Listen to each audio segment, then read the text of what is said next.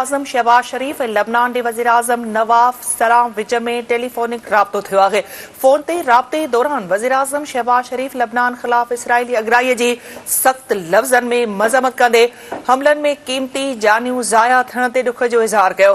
राब्ते दौरान ॿिन्ही अॻवान विच में ईरान ते इसराइल जे हमलनि ऐं नार जे मुल्कनि ते जवाबी हमलनि खां पोइ ख़िते में छिकताइण वारी सूरतहाल ते बि ख़्यालनि जी ॾेवट कई वई। ॿिन्ही सरबराहनि विच में ख़िते में छिकताइण खे घटाइण ऐं अमन अमान जी बहालीअ जी ज़रूरत ते इतफ़ाक़ कयो। अहम ख़बर खां वांखे अपडेट कंदा पिया हलूं। वज़ीर-ए-आज़म शहबाज शरीफ़ ऐं लबनान जे वज़ीर-ए-आज़म नवाफ सलाम विच में टेलीफोनिक राब्तो थियो आहे।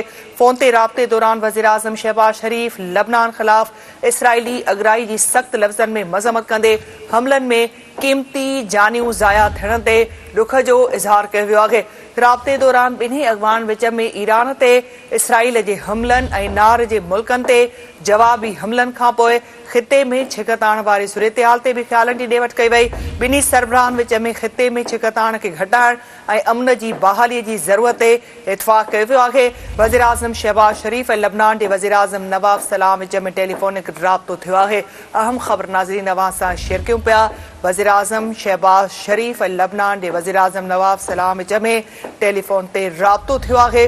फोन राब्ते दौरान वज़ीर-ए-आज़म शहबाज शरीफ़ लबनान ख़िलाफ़ इसराइली अगराई जी सख़्त लफ़्ज़नि में मज़म्मत कंदे हमलनि में क़ीमती जानियूं ज़ाया थियण ते ॾुख जो इज़हार कयो। राब्ते दौरान ॿिन्ही अॻवान विच में ईरान ते इसराइल जे हमलनि ऐं नार जे मुल्कनि ते जवाबी हमलनि खां पोइ ख़िते में छिकताइण वारी सूरतहाल ते बि ख़्यालनि जी ॾेवट कई वई। ॿिन्ही सरबराहनि विच में ख़िते में छिकताइण खे घटाइण ऐं अमन जी बहालीअ जी ज़रूरत ते पिणु इतफ़ाक़ कयो वियो।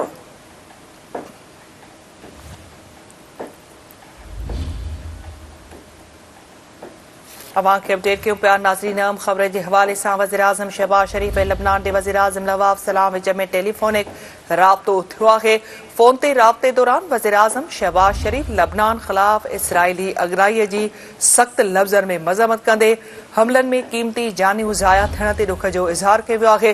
राब्ते दौरान ॿिन्ही अॻवान विच में ईरान ते इसराइल जे हमलनि ऐं नार जे मुल्कनि ते जवाबी हमलनि खां पोइ ख़िते में छिकताइण वारी सूरतहाल ते बि ख़्यालनि जी ॾेवट कई वई।